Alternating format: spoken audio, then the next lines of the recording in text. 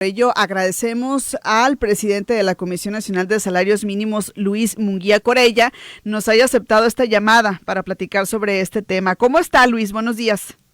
Hola, ¿qué tal? Muy buenos días. Un saludo para ti y para todos mis paisanos allá en Sonora. Gracias por tomarnos la llamada. ¿Cómo va a quedar entonces el salario mínimo para el 2024, Luis?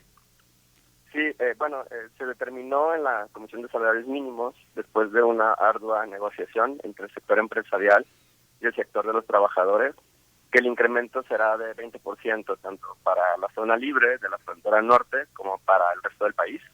Esto implica que el salario mínimo para el resto del país quedaría en 249 pesos diarios, que equivale aproximadamente a 7,572 pesos mensuales. Y en la zona libre, que es la franja fronteriza, que en el caso de Sonora pues le toca a Nogales, ¿no? A Caborca, algunos municipios, quedaría en 375 pesos diarios, que son 11,403 pesos mensuales. Ok, también. Cuando empezó el sexenio estaba en 88.36, y actualmente pues se ha triplicado más o menos en términos nominales. O sea, el salario mínimo subió 3 veces lo que era antes. Resalta mucho si lo comparas con, por ejemplo, que desde el gobierno de Salinas al 2017, 2018, que fue antes de que empezara a subir el salario mínimo, había subido solamente 2 pesos. Entonces, sí hay una diferencia muy grande. Pero en términos reales, que es lo que le importa a la gente, va a subir el año que viene a 110% por arriba, ¿no? De los precios, de la inflación, etcétera. Entonces, ese es el dato que nosotros damos, ¿no? ¿Cuánto subió en términos reales? ¿Cuánto se ganó de poder adquisitivo? 110%. Que justamente eso es lo que te iba a preguntar, ¿no? ¿Cómo han sentido durante este tiempo la recuperación del poder adquisitivo? La gente, ¿cómo lo ha percibido? ¿Cómo lo ha notado?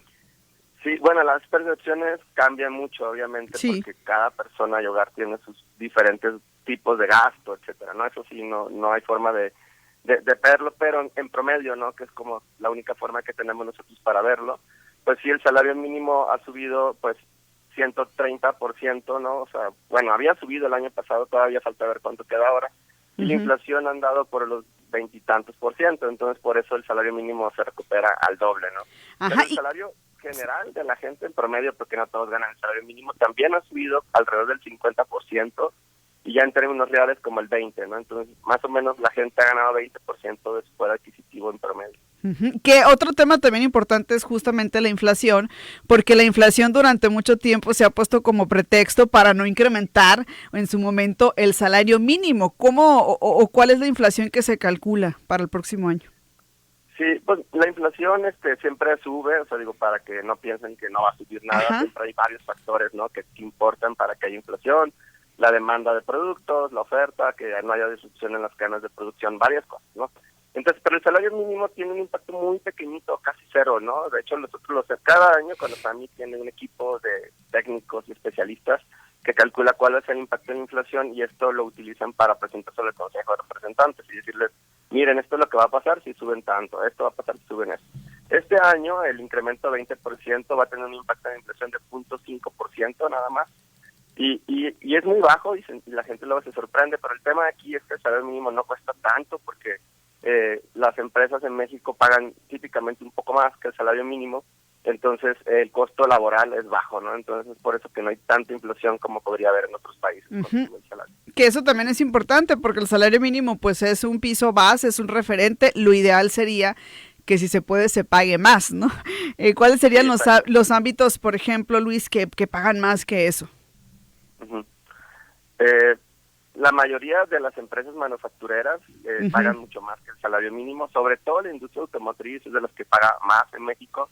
También varias industrias de servicios especializados pagan más, y las que pagan muy cercanos también, por si querían saber el dato, al salario mínimo tiende a ser la industria de la construcción, es decir, los albañiles, por ejemplo, les pagan salario muy cerca al salario mínimo, y otras industrias que pagan cerca al salario mínimo son la agropecuaria, ¿no? En el sector agrícola, que todavía lamentablemente hay mucha informalidad, los salarios tienden a ser mucho más bajos que en el resto de la economía.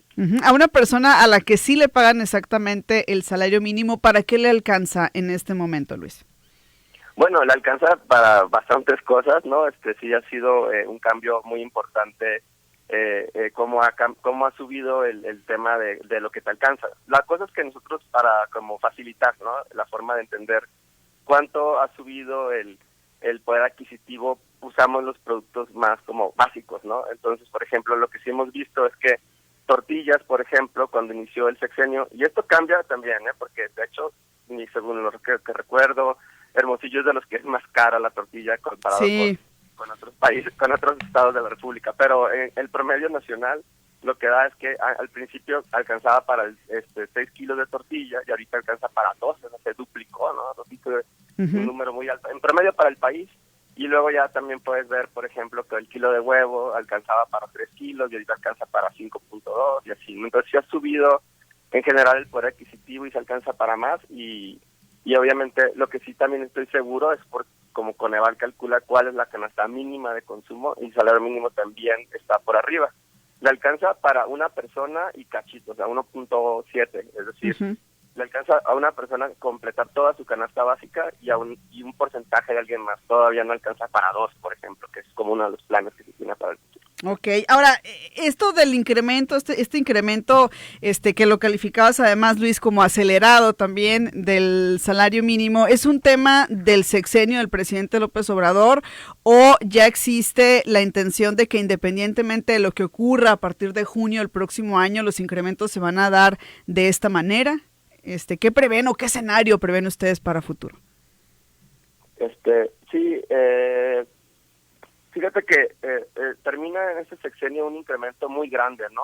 Una recuperación muy importante del salario mínimo, pero el sexenio que viene obviamente dependerá de quién sea la persona que quede, ¿no? La candidata que gane. Y la verdad es que el tema aquí, nosotros sí hacemos una planeación y le proponemos, vamos a dejar, digamos, la dirección técnica de CONASEMI tiene cuáles son las proyecciones, etcétera. Y una propuesta es que pues siga aumentando el salario mínimo los próximos años, de una manera quizá no tan acelerada como ocurrió con el gobierno del presidente Andrés Manuel López Obrador, pero que sí siga teniendo, o sea, lo que es seguro es que al menos se va a mantener por arriba la inflación siempre, eso sí es algo certero, porque aparte lo pusimos en la ley, se aprobó una ley donde dice que no se puede poner menos de la inflación. Y la otra es que se busquen otras metas, como te decía, una es alcanzar 2 veces esta canasta, esta línea de bienestar que calcula Coneval, y entonces pues va a depender mucho también de lo que se decida políticamente, ¿no? Porque sí hay un factor político que importa.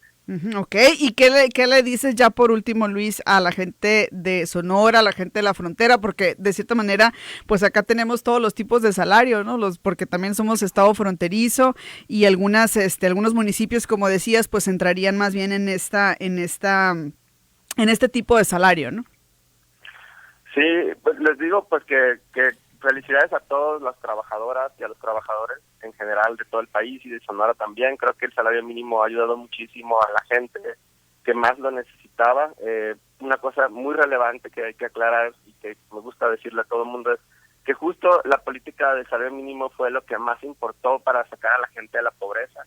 De los 5 millones de gente que salió de la pobreza, 4 se deben solo por el salario mínimo. No, Sonora no va a ser la excepción. Y también agradecerle mucho a las empresas, sobre todo a las empresas más pequeñas, que son las que les cuesta más el incremento del salario mínimo, que a la vez se han visto beneficiadas por el consumo, pero que sí les agradezco mucho el esfuerzo, ¿no? Porque el sector empresarial, a pesar de que muchas veces pues opone y tiene sus temas, se ha acompañado mucho esta política, ¿no? Y la verdad es de reconocer esa parte, porque pues si no hubiéramos tenido la colaboración del sector empresarial hubiera sido mucho más difícil lograr estos aumentos históricos, ¿no? Que así es. Interesante esto que comentas, Luis. Agregaría yo salario mínimo, programas sociales y remesas. No sé si estoy en lo correcto, pero según yo también han contribuido al tema de la reducción de la pobreza. Totalmente. De hecho, te puedo decir, porque hicimos así como el estudio de cuáles fueron los contribuyentes o lo que más afectó o benefició. Y en primer lugar, salario mínimo. En segundo lugar, la pensión de adultos mayores. Es la política más progresiva que tiene el gobierno. Todo el mundo la puede cobrar y todo el mundo la cobra. De hecho, 99% de la gente va y cobra su pensión, pero a la gente que tiene menos recursos le significa muchísimo, ¿no?, la pensión comparada con la gente que tiene más.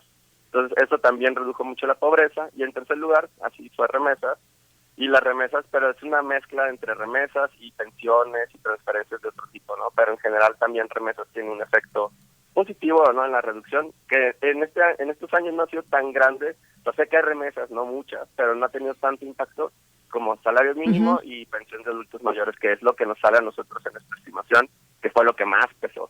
Así es, muy bien. Pues muchísimas gracias a Luis Munguía Corella, presidente de la Comisión de Salarios Mínimos, por atender esta llamada y por darnos a conocer este panorama que se prevé en torno a este tema a partir de 2024. Muchas gracias, Luis.